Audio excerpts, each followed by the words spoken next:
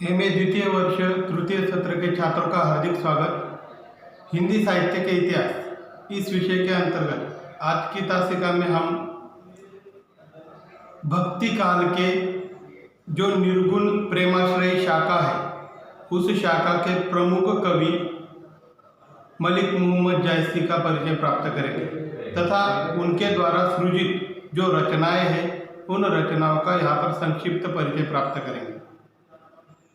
भक्ति काल की निर्गुण प्रेमाश्रयी शाखा के अंतर्गत मलिक मोहम्मद जायसी यह शीर्षस्थ कवि के रूप में माने जाते हैं। इनके अलावा मुल्ला दाऊद है, कुतुबन है, मंजन है आदि प्रेमाश्रय शाखा के कवियों का नाम भी यहाँ पर लिया जाता है, जिनके द्वारा पद्मावत के आधार पर सृजित अनेक कृतियाँ जो है उनकी रचना की गई है। मलिक मोहम्मद जायसी के बारे में जो जानकारी प्राप्त होती है वह इस प्रकार। मलिक मोहम्मद जायसी भक्तिकालीन प्रेमाख्यान काव्य के प्रमुख कवि माने जाते हैं। इनका जन्म संवत 1400 से लेकर 1500 के बीच में माना गया है। इनका परिवार जायस रायबरेली में रहता था। इनके दाम्पत्य जीवन के बारे में विद्वानों में मतभेद है।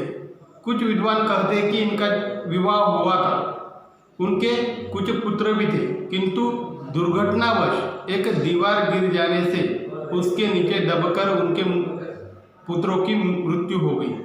और कुछ विद्वान मानते हैं कि वे कुरूप थे, उनका ब्याह न हो पाया था।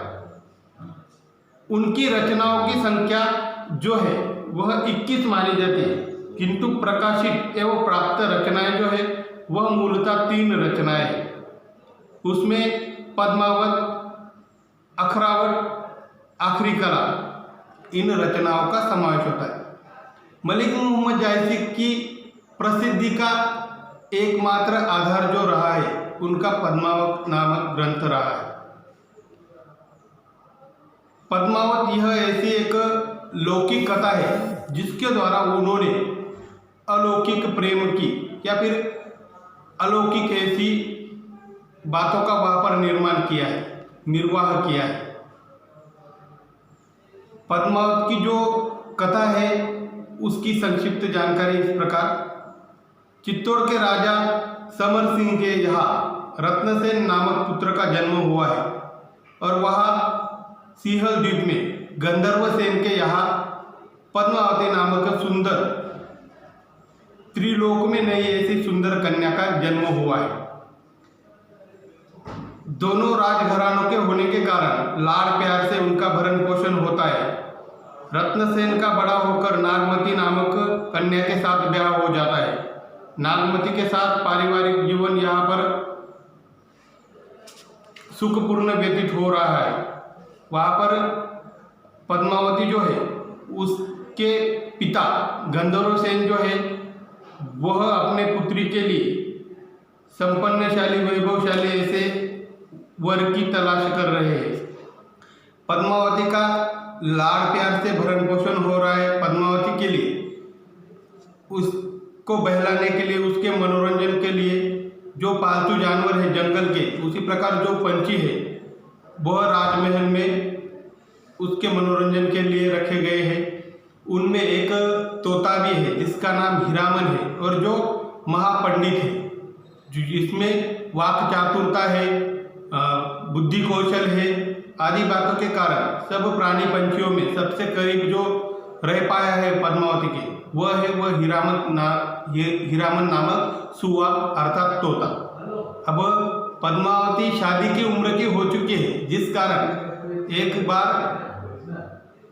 पद्मावती को यह तोता बता रहा होता है कि तुम्हारे लिए योग्य वर की तलाश, दूर दूर देश घूमकर मैं ही तुम्हारे लिए योग्य वर ढूंढ लाऊंगा। और यह सारी बातें जो है पद्मावती के पिता गंधर्व सेन सुन लेते, जिस कारण वो क्रोधित होते और उस सुग्गे को अर्थात उस सुए को, तोते को सैनिक के द्वारा पकड़कर जंगल में छोड़ आने की आज्ञा देते।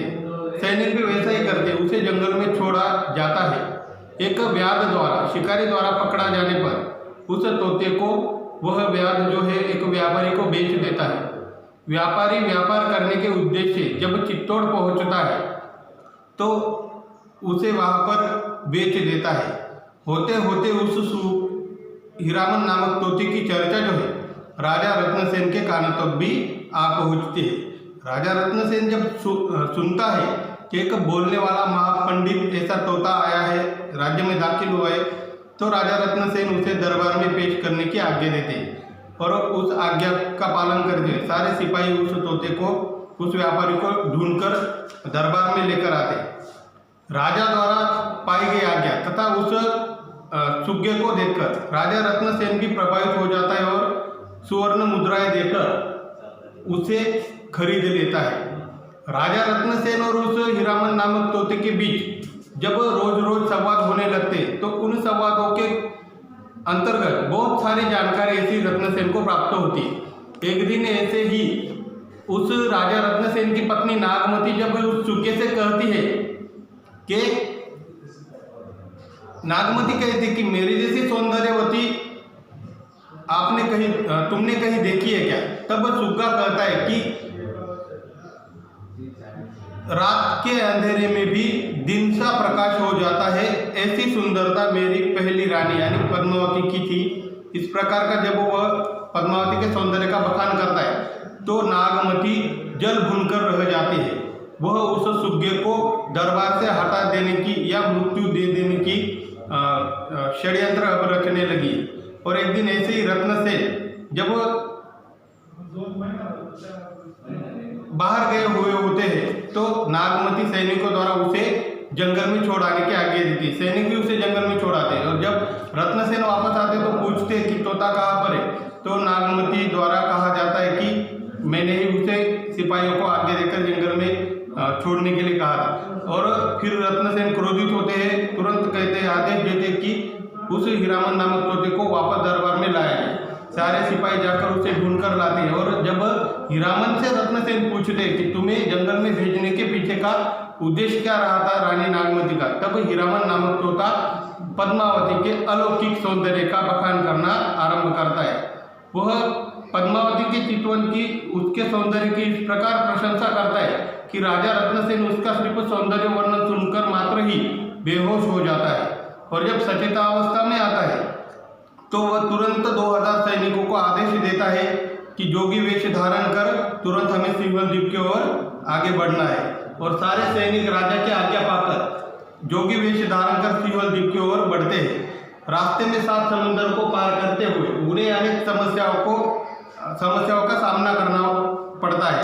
और हीरामन तोते के सुझावानुसार जब वह सिंहल द्वीप जा पहुंचते हैं तब वसंत पंचमी के दिन रानी पद्मावती जो है एक शिव मंदिर में पूजा करने के लिए आने वाली होती है। तो हीरामन तोते के अनुसार वहाँ पर राजा रत्नसेन को रहने की वह सुझाव देता है और स्वयं महल में जाकर पद्मावती को सारे बीते दिनों की घटना जो है वह सुनाता है।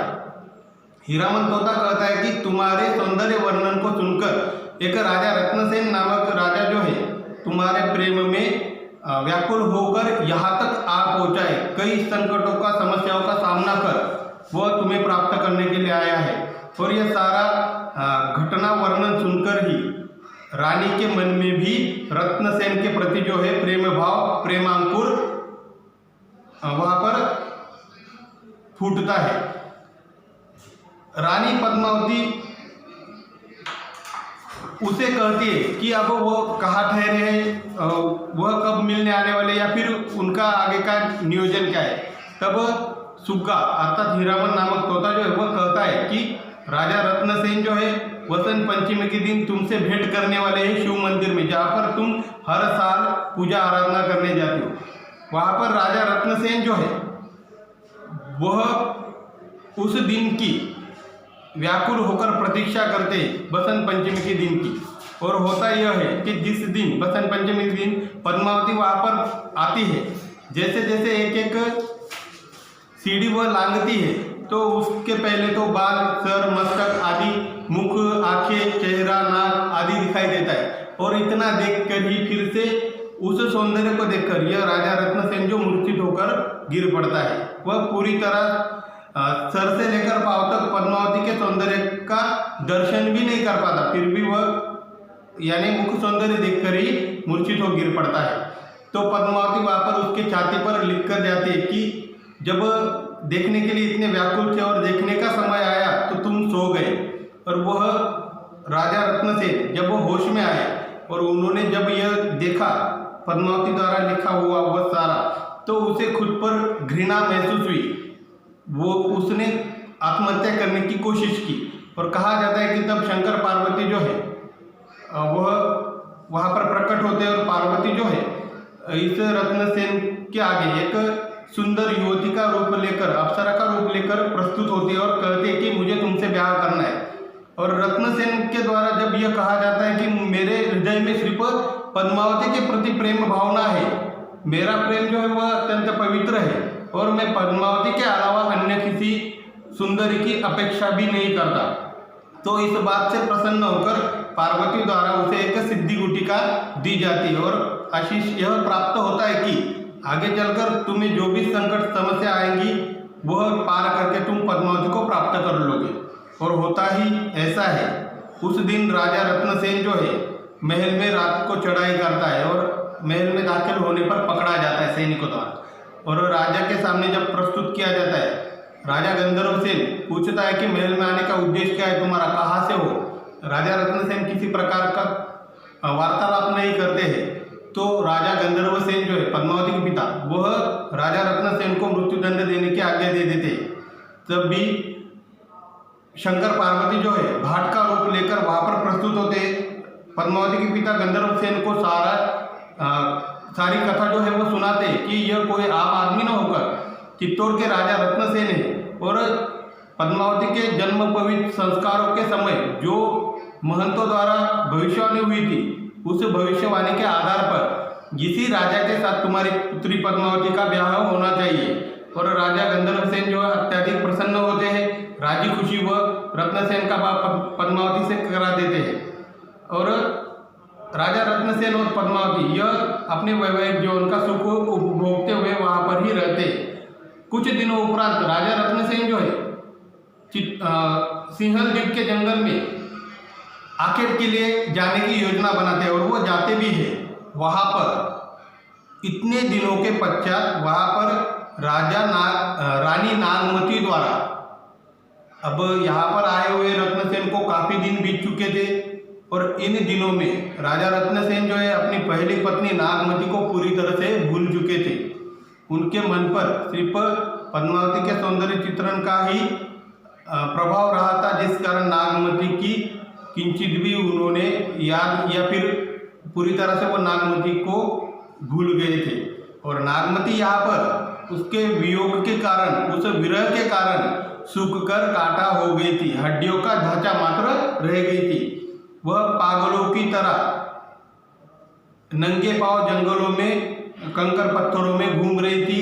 हर पंछी पौधे पेड़ों से वह अपने पति का पता पूछ रही थी और अनेक पंछियों से पेड़ों से ये विनती करती कि मेरी जो व्यथा है, मेरी जो विरह वेदना है, वह किसी तरह राजा रत्नसेन तक पहुंचा दो और जिसे सुनकर वह तुरंत वापस मेरे पास आ जाएंगे। और ऐसा ही एक पंछी आकाश भ्रमण करते हुए वहाँ पर सिंहल द्वीप पहुँच गया हुआ होता है। वहाँ के पंछियों से वह यह सारा कथा वृत्तांत या घटना जो है वो बता रहा होता है कि एक राजा रत्नसेन जो पद्मावती नामक सुंदर युवती के प्रेम में अपनी पत्नी को भूलकर कहाँ चले गए हैं। तो यह सारा घटना जो है रत्नसेन सुनता है, उसे तुरंत नागमती की याद आती है। वो तुरंत महल वापस आते हैं और राजा पद्मावती के पिता राजा गंधर्वसेन से आज्ञा चाहते कि अब वो वापस जाना है जहाँ मेरी जन्मभूमि, अर्थात चित्तौड़ वापस जाना है। तो राजा गंधर्वसेन भी राजी खुशी उसे एक जहाज भरकर सुवर्ण मुद्राएं देते, अनेक महंगी ऐसी मूल्यवान रत्न चीजें ऐसे देकर उन्हें रवाना करते। रास्ते में समुद्र को इस रत्नसेन की परीक्षा लेने की एक विचार आता है। तो समुद्र जो है ब्राह्मण का रूप लेकर प्रस्तुत होता है और कुछ सुवर्ण मुद्राएं मांगता है। राजा रत्नसेन के मन में मोह अर्थात लालच निर्माण हो जाता है धन के प्रति वह उस ब्राह्मण को किसी प्रकार की धनराशि देने से या सुवर्ण देने से इनकार कर देता है। तो क्रोधित हुआ जो ब्राह्मण रूप लिए समुद्र है वह क्रोधित होकर राजा रत्नसेन को तथा पद्मावती को समुद्र के अलग अलग किनारों पर पहुंचा देता है। जब पद्मावती होश में आती तो वह रत्नसेन को पास न पाकर वह आत्महत्या करने की कोशिश करती है, लेकिन समुद्र की कन्या जो महालक्ष्मी है वह उसे बचा लेती है और आशीष देती है कि डरो मत, मैं तुम्हें और रत्नसेन को फिर से तुम्हारा मिलाप करा दूंगी। और होता ऐसा ही है, रत्नसेन और पद्मावती का फिर से मिलाप होकर वह अपने स्वदेश अर्थात चित्तौड़ जो है वापस आ जाते हैं। वहाँ पर राजी खुशी वह राज करने लगते हैं। नागमती को भी एक पुत्र प्राप्त होता है जिसका नाम नागसेन रखा जाता है। उसी प्रकार पद्मावती को भी एक सुंदर पुत्र की प्राप्ति हुई जिसका नाम पद्मसेन रखा गया है। आगे चलकर उस दरबार में एक पंडित था जिसका नाम है राघव चेतन, और किसी कारणवश उसे राजा रत्नसेन दरबार निकाला, देश निकाला दे देता है। अब पद्मावती को अपने पति की आगे चलकर यह राघव चेतन कुछ अहित ना करे ऐसी आशंका निर्माण होने के कारण वह खिड़की से झांक कर सिर्फ उसे हाथ से निकालकर एक सुवर्ण कंगन जो है वह देती है और कहती है कि मेरे पति का कुछ अहित ना करो तुम। राघव चेतन जब पद्मावती को देखता है और वह सुवर्ण कंगन लेकर आगे बढ़ता है, दिल्ली जाकर वह अलाउद्दीन खिलजी से मिलता है और अलाउद्दीन खिलजी के पास वह कहता है कि आज तुम्हारे लिए एक अनुपम भेंट में लाया हूँ। खिलजी कहता है कि कौन सी भेंट? जब राघव चेतन कहता है कि यह सुवर्ण कंगन देखो, इसकी सुंदरता देखो और अंदाजा लगाओ कि यह पहनने वाले हाथ कितने सुंदर होंगे। इस प्रकार वह पद्मावती के सौंदर्य की एक झांकी प्रस्तुत करता है, एक वर्णन ऐसा करता है कि त्रिलोक में ऐसी सुंदर नारी मैंने आज तक नहीं देखी। राघव चेतन जो है वह इस प्रकार बड़ा चढ़ाकर पद्मावती का सौंदर्य का बखान करता है कि अलाउद्दीन खिलजी तुरंत चित्तौड़ पर स्वारी आक्रमण करने के लिए वहाँ पर तैयार हो जाता है, क्योंकि राघव चेतन द्वारा कहा ही ऐसा जाता है कि इतने वैभवशाली सम्राट के पास पद्मावती जैसी रानी नहीं है तो इस राजा के पास कुछ भी नहीं है। इस प्रकार का वह उसे क्रोधित या आवेशित करने का प्रयास करता है और वह सारी बातें सुन अलाउद्दीन खिलजी तुरंत चित्तौड़ पर धावा बोल देता है। चित्तौड़ पर आक्रमण हुआ है यह देखकर राजा रत्नसेन अपने दरबारियों को भी सचेत करते हैं, उससे घमासान युद्ध की योजना बनाते हैं। वहाँ पर जब अलाउद्दीन खिलजी द्वारा राजा रत्नसेन को बंदी बनाया जाता है तब पद्मावती के साथ आए हुए दो उसके जो भरोसेमंद ऐसे सिपाही होते वो उन्हें बचाने के लिए जाते हैं। वहाँ पर कहा जाता है कि 2000 पालकियों में सजाए हुए ये सारी पद्मिनी रानियाँ हैं और एक पालकी में पद्मावती भी है आदि ऐसी योजना बनाई जाती है। वहाँ पर राजा रत्नसेन को छुड़ाने के लिए यह सारी योजना बनाई हुई होती है, किंतु वहाँ पर अलाउद्दीन खिलजी को यह पता चल जाता है कि इन पालकियों में सुंदर पद्मिनी रानियाँ न होकर उस रत्नसेन के ही सैनिक हैं जो पद्मावती द्वारा योजना बनाकर भेजे गए। तो वहाँ पर जंग छिड़ती है, वहाँ पर राजा रत्नसेन की मृत्यु हो जाती है। गोरा बादल नामक जो उसके भरोसेमंद सिपाही होते हैं उनकी भी मृत्यु हो जाती है। यहाँ पर जब अलाउद्दीन खिलजी चित्तौड़ के पास पहुँच जाता है तो नागमती तथा पद्मावती और उसके साथ आई हुई जो 2000 पद्मिनी रानियाँ हैं वह सारी रानियाँ अपने स्वाभिमान को बचाने के लिए अपने पति के प्रति जो निस्वार्थ तथा सच्चा पवित्र प्रेम है उसे बचाए रखने के लिए एक बहुत बड़ा विस्तृत ऐसा अग्निकुंड का निर्माण करते हैं और जीते जी खुद को उसके अंदर झोंक देती है। और जब अलाउद्दीन खिलजी वहाँ पर पहुँचता है तो उसके हाथ में सिर्फ उनकी राख ही मिलती है। इस प्रकार की एक लौकिक कथा द्वारा अलौकिक प्रेम की व्यंजना या सृजना करने का श्रेय जो है तत्कालीन भक्तिकालीन प्रेमाश्रयी शाखा के कवि मलिक मोहम्मद जायसी को ही जाता है। आज की तासिका में इतना ही, बाकी जो है वह कल की तासिका में देखेंगे। धन्यवाद।